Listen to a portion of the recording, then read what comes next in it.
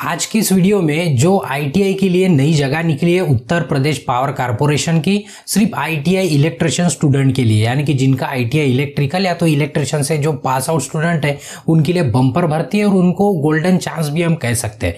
तो उसी भर्ती का जो एडवर्टाइज हम पूरा रीड करेंगे, यानी कि जो इंपॉर्टेंट बातें कम समय में आपको ज़्यादा उसमें जो इंपॉर्टेंट बातें वही हम बाहर निकाल के आपको बताने वाले। उससे पहले अभी जो स्टूडेंट सीरियस है जॉब को लेके या तो इस वैकेंसी को लेके या तो अपने लाइफ को लेके, जो भी सीरियस है वो तो लोग पढ़ रहे हैं और उनको पढ़ना है ये हमको पता है।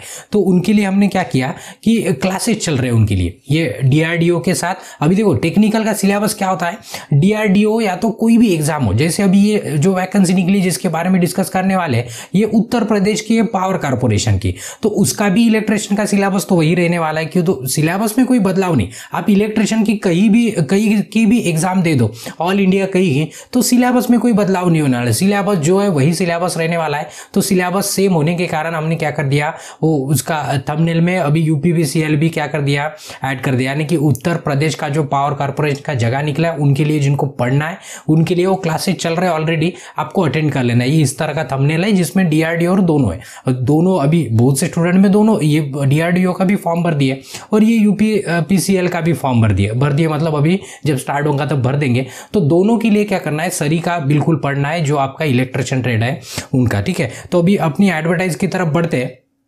तो देखिए ये जो एडवर्टाइज है ये कहा कि है Uttar Pradesh power corporation limited की है। बिल्कुल कम समय में हम ज़्यादा बातें बता देंगे आपको, हमने पहले ऑलरेडी हमने हाईलाइट करके रखी है। तो देखिए इसकी सीबीटी परीक्षा होने वाली है, सीबीटी परीक्षा होने वाली है इलेक्ट्रिकल ट्रेड के लिए। जो वैकेंसी है सीबीटी परीक्षा से ही आपका सिलेक्शन होने वाला है। तो उसमें जगह देखेंगे, पोस्ट कौन सी है, टेक्नीशियन है विद्युत, कौन सा है, विद्युत टेक्नीशियन। तो उसमें देखो अनारक्षित यानी कि ओपन के लिए जगह है 357, ठीक है। ये अन्य पिछड़ा वर्ग है जिसमें नॉन क्रिमिनल लगता है उनको 241 है, अनुसूचित जाति 187 और अनुसूचित जनजाति 17, और जो ईबीसी यानी कि इकोनॉमिकल जो बैकवर्ड होते हैं उनके लिए 89 जगह है। तो ये वैकेंसी है। तो टोटल कुल मिला के कितनी है, 826 जगह है टोटल। कितनी है, 826। तो ये वैकेंसी अगर देखा जाएगा ना बहुत बड़ा नंबर है, बहुत बड़ा नंबर, मतलब ऐसे 2 4 5 नहीं है, 826 यानी कि बहुत बड़ी वैकेंसी होती है। आपने देखा होगा इतनी वैकेंसी मतलब कम से कम टाइम निकलती है, ठीक है। तो अभी देखिए उसमें क्या होने वाला है, जो इंपॉर्टेंट है हमने हाईलाइट किया वो सब आपको बताने वाले हैं। तो देखिए इसमें अभी नॉर्मलाइजेशन होने वाला है। नॉर्मलाइजेशन मेथड जो डीआरडीओ का जगह निकला था ना उसमें भी नॉर्मलाइजेशन, हर एग्जाम में जो भी सीबीटी एग्जाम होती है वो क्या होती है, शिफ्ट वाइज होती है, यानी कि एक दिन में 2-3 पेपर होते हैं। तो किसी का पेपर हार्ड आ सकता है, किसी का आसान आ सकता है, तो उसके लिए एक मेथड अप्लाई की जाती है जिसको नॉर्मलाइजेशन कहते हैं, ठीक है। तो नॉर्मलाइजेशन उसको मतलब आपको कोई फर्क पड़ने वाला है, मतलब हमारे ऊपर कोई फर्क पड़ने वाला नहीं है, ठीक है। उसके बाद इसमें 7वां वेतन आयोग लागू होगा आपको, यानी कि आपका बेसिक 27,200 आपका बेसिक है, ठीक है। उसके बाद जो एजुकेशन क्वालिफिकेशन क्या चाहिए, एजुकेशन क्वालिफिकेशन, तो उसमें देखेंगे कि आपने साइंस और मैथमेटिक्स में पास होने को ना, जो यानी कि आपने हाई स्कूल जो 10th पढ़े हो उसमें साइंस और मैथमेटिक्स कंपलसरी, आप उसको उसमें आप अगर होता है ना कोई 10th का ये होता है कि उसमें साइंस या तो मैथ नहीं होता है, तो ये दोनों भी सब्जेक्ट आपने पास करने को ना 10वीं में, तब जाके आप इसको एलिजिबल है। उसके साथ साथ में आपके पास एक तो एनसीवीटी या तो एससीवीटी का डिप्लोमा होना, यानी कि आप पास होने को ना आपके पास इसका प्रमाण पत्र होना। अभी इसमें एससीवीटी सभी को पता है, एनसीवीटी मतलब जो आईटी है, जो सीटीएस जो कोर्स करते हैं ना, जिसमें इलेक्ट्रिशियन ट्रेड है, इलेक्ट्रिकल ट्रेड है और कौशल्य विकास के अंतर्गत जो विद्युत के कोर्सेस होते हैं, लेकिन उसमें भी बहुत सारे कोर्सेस है, 3 महीने 6 महीने के कोर्सेस है, तो एलिजिबल नहीं है। यहाँ पे लिखा है कि वो 2 वर्ष के होना, कम से कम कितने साल के होना, 2 साल के होना। क्यों, तो पता है कुछ कोर्सेस इलेक्ट्रिशियन के 1 साल के भी होते हैं, कोई 3 महीने के होते हैं, कोई 6 महीने के होते हैं, वो सब एलिजिबल नहीं है। सिर्फ आपका कोर्स कितने साल का होना, कम से कम 2 साल का होना, ये बात क्लियर है। उसके बाद आगे में कि उनका एज कितना होना कि 1/1/2022 यानी कि 2000 जो जनवरी 2022 तक उनका कम से कम एज 18 साल होना, लगभग 18 साल होता ही है। मतलब आपका अगर 10th के बाद आपने आईटीआई कर दिया है तो आपका 18 साल से ऊपर है, ठीक है। और अधिकतम कितना है, 40 वर्ग। अभी इसमें भी क्या होता है, 5 साल की छूट दी गई है, 5 साल की जो नॉन क्रिमिनल ये जो कैटेगरी है उनको 5 साल की छूट दे दी गई। अभी ये नहीं पढ़ेंगे, इतना इंपॉर्टेंट नहीं है ये सब पॉइंट, ठीक है। आगे में और जिन्होंने आर्मी में वगैरह सेवा दी है 5 साल से अधिक, उनके लिए भी 5 साल से अधिक, तो उनके लिए क्या 15 साल तक की भी छूट दे दी गई है।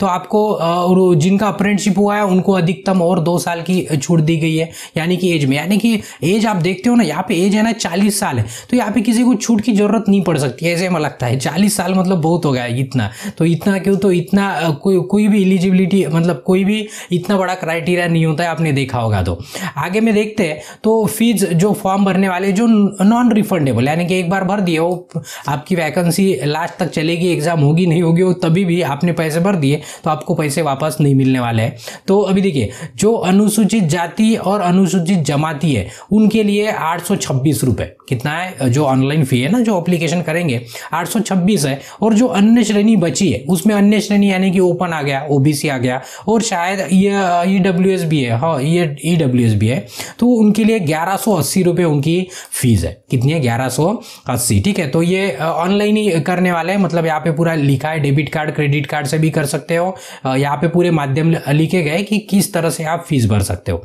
आगे में देखते हैं कि उसके लिए आपका, अभी देखो ये जो क्या प्रमाण पत्र कौन से चाहिए आपको, तो देखिए आप जब भी फॉर्म भरते हो तो आप प्रोविजनली एडमिटेड होते हो, ये तो सभी को होता है कि फॉर्म भर दिया तो जॉब लग गया, ऐसे नहीं होता है। आगे में अभी देखो जो ओबीसी, देखो ये सबसे इंपॉर्टेंट पॉइंट है, बहुत जन का यहाँ पे प्रॉब्लम हो जाता है। तो देखो ओबीसी को जो नॉन क्रिमिनल लगता है, तो ये जो नॉन क्रिमिनल है ना जाति प्रमाण पत्र, तो ये 31 मार्च 2022 के बाद वाला होना। कब का होना? 31 मार्च 2022, यानी कि पुराना वाला नहीं चलेगा, आपको अभी के अभी नया बनवा लेना है। ठीक है, उसके बाद जो आर्थिक जो ईडब्ल्यूएस वाला जो सर्टिफिकेट मिलता है, तो उसमें क्या होता है, वो वाला भी सर्टिफिकेट आपको चाहिए, 31 मार्च के बाद वाला ही चाहिए। उसके साथ साथ जो मूल निवासी प्रमाण पत्र है, यानी कि जो डोमिसाइल लगता है, वो डोमिसाइल भी क्या चाहिए आपको?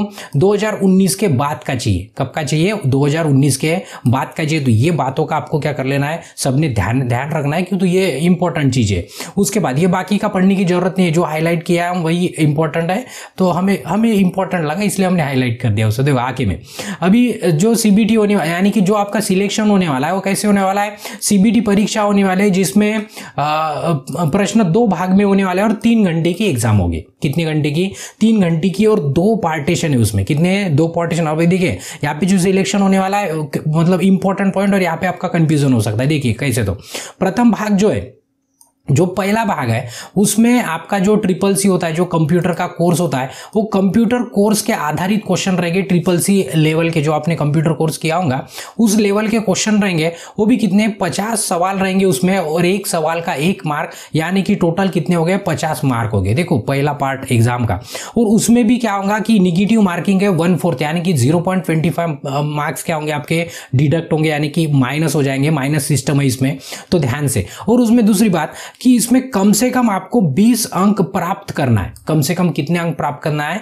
20 अंक। ये सबसे इंपॉर्टेंट है। क्यों? तो देखो अभी 2 पार्ट में एग्जाम होने वाले हैं, और पहले पार्ट में आपका कंप्यूटर का एग्जाम होने वाला है, उसमें कम से कम आपको 20 मार्क्स लेना है। अभी अभी आगे में देखिए कि इसके मार्क कहाँ पे काउंट होंगे या नहीं होंगे, तो उसके आगे उसके बाद द्वितीय भाग का मूल्यांकन नहीं होगा। ठीक है, मतलब जो आपका मेरिट लिस्ट लगने वाला है उसमें इस मार्क का मूल्यांकन नहीं किया जाएगा। ये सिर्फ आपको क्या करना है? एग्जाम पास करना है। जब तक ये फर्स्ट वाली एग्जाम पास नहीं करेंगे आप, मतलब एक ही साथ एग्जाम होगी, बट जब तक आप कंप्यूटर का एग्जाम पास नहीं करेंगे, कम से कम 20 मार्क्स नहीं लेंगे, तब तक आपने दूसरे वाले सेक्शन में कितना भी आउट ऑफ मार्क्स ले लिया तो उससे कोई लेना देना नहीं, यानी कि उसके ऊपर आपका कोई फर्क पड़ने वाला, यानी कि आपको काउंटिंग भी नहीं पकड़ेंगे। आप एग्जाम से, मतलब सिलेक्शन प्रोसेस से आप बाहर हो जाएंगे अगर आपने कंप्यूटर का एग्जाम पास नहीं किया तब की बात। ठीक है, आगे में अभी देखो ये देखो, ये मेरिट लिस्ट में नहीं होगा, जोड़ा नहीं जाएगा, यानी कि जो आपका मेरिट लिस्ट लगने वाला है उसमें ये कंप्यूटर का मार्क जोड़ा नहीं जाएगा। ये सबसे इंपॉर्टेंट पॉइंट था इसका। आगे में देखते हैं, तो जो दूसरा भाग है, ये पहला भाग है। ठीक है, पहला भाग सबका क्लियर है। क्यों? तो सबसे इसमें मतलब दिक्कत वाली बात हुई है समझने के लिए कि आपको पहला कंप्यूटर का एग्जाम होने वाला है, 2 सेक्शन में एग्जाम होने वाला है। पहले वाला सेक्शन कंप्यूटर का, उसमें भी 50 क्वेश्चन होने वाला है, और उसमें भी आपको 20 मार्क्स लेना है। अगर आप 20 मार्क्स नहीं लिए तो आप ये सिस्टम से बाहर हो जाएंगे। जाएंगे, यानी कि रिक्रूटमेंट प्रोसेस से आप बाहर निकाल दिए जाएंगे। आपने भले ही दूसरे वाले सेक्शन में पूरे में से पूरे मार्क्स लिए तभी भी, ठीक है, उसका कोई उसके ऊपर कोई सोल्यूशन नहीं है। आगे में जो दूसरा भाग है वो भी वस्तुनिष्ठ क्वेश्चन है, यानी कि ऑब्जेक्टिव क्वेश्चन रहेंगे आपके। उसमें भी एक सवाल 1 मार्क के लिए रहेगा और उसमें निगेटिव मार्किंग है। उसमें भी क्या है, निगेटिव मार्किंग है। और इसमें देखेंगे अभी कौन से क्वेश्चन आने वाले हैं। तो देखिए कि इसमें सामान्य ज्ञान एवं सामान्य अध्ययन एवं तर्क शक्ति, ठीक है, यानी कि रीजनिंग वगैरह रहेगा। ये इसके 20 क्वेश्चन है 20 मार्क के लिए।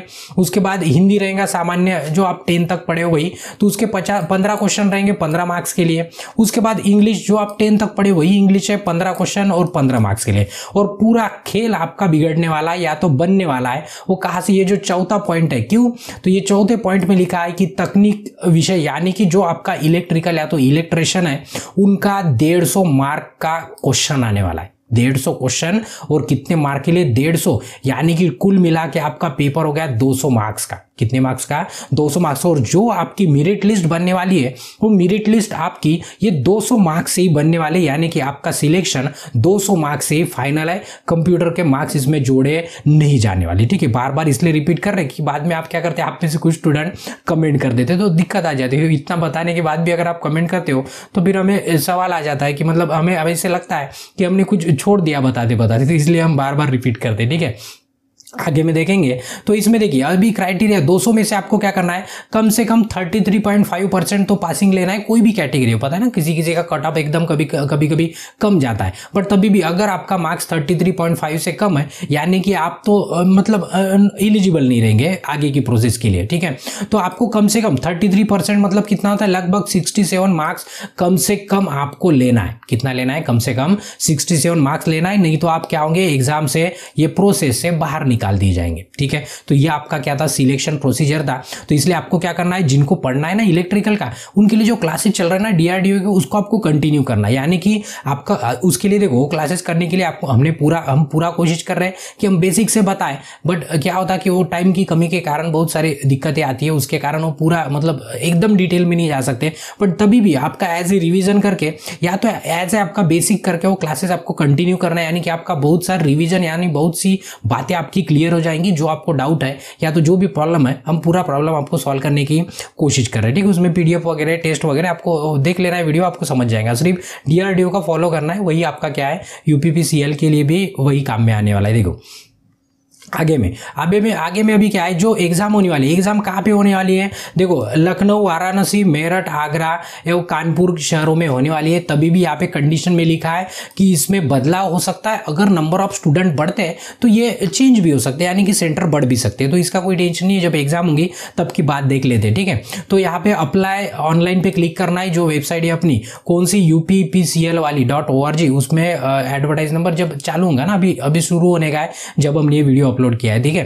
तो एडमिट कार्ड भी उसी वेबसाइट पे मिल जाएंगे आपको, ये बताने की बात नहीं है। और जो आपका एग्जाम होने वाला है उसको, उस प्रश्न का हल आपको 3 दिन के अंतर से आपको मिलने वाला है, अंतर नहीं क्या, 3 दिन के अंदर आपको मिलने वाला है। जो आंसर की होता है ना, 3 दिन के अंदर आपको मिलने वाला है, वो भी वेबसाइट पे मिलने वाला है। और जब एग्जाम होंगी तब आप हमको अपडेट दे देंगे, ठीक है। अभी महत्वपूर्ण जो डेट है, डेट कौन सी, देखिए महत्वपूर्ण यानी इंपॉर्टेंट, कि आपका ऑनलाइन कहाँ से स्टार्ट हो रहा है, आपका स्टार्ट हो रहा है 27/9/2022 से, यानी कि 27 सितंबर से आपका स्टार्ट होने वाला है। और 19 अक्टूबर के आपका लास्ट डेट है फॉर्म भरने का। तो आपको बराबर प्रिपेयर रखना है, पूरे डॉक्यूमेंट रेडी कर देना है 27 तक। आज की तारीख तो कितना है, आज की तारीख 20 ही है, यानी कि आपके पास और एक हफ्ता है, जब ये वीडियो अपलोड हो रहा है तब की बात कर रहे हैं, ठीक है। तो उसके बाद आपका जो एग्जाम होगा वो एग्जाम नवंबर के लास्ट चतुर्थ सप्ताह में, यानी कि लास्ट में, नवंबर के लास्ट वीक में आपका एग्जाम होने वाला है। यानी कि आपके पास अभी भी आप सोचते हो तो लगभग कम से कम 2.5 महीना है आज से, अगर आप कंसीडर करते हो, ठीक है। यहाँ पे नॉर्मलाइजेशन मेथड वगैरह देखिए, ये सब आपके काम का नहीं है। तो ये थी हमारी एडवर्टाइज, किसकी, जो उत्तर प्रदेश का जो जगह निकला है उसका एडवर्टाइज था। इसमें भी अगर आपको किसी को कोई दिक्कत लगती है या तो कंफ्यूजन होता है तो आप क्या कर सकते हो, कमेंट कर सकते हो। और अभी तक अगर आप चैनल पे नए हो तो आपको क्या करना है, चैनल को भी सब्सक्राइब कर देना है। और जो क्लासेस है इलेक्ट्रिशियन के, वो क्लासेस आपको कंटिन्यू देखते रहना है। तो यहाँ पे ब्रेक लेते हैं, धन्यवाद।